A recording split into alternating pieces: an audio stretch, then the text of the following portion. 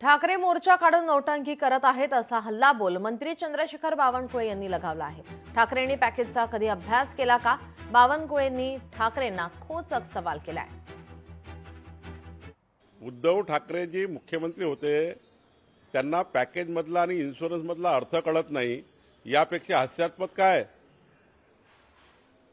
कधी अभ्यास केला का उद्धव ठाकरेजींनी?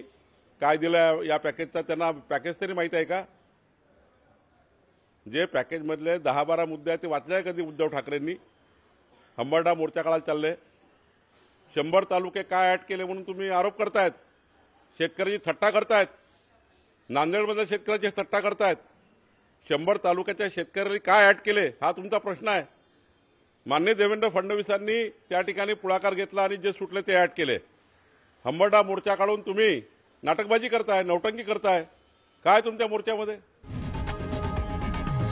लोकशाही मराठी ऐका, पहा, जागरूक रहा।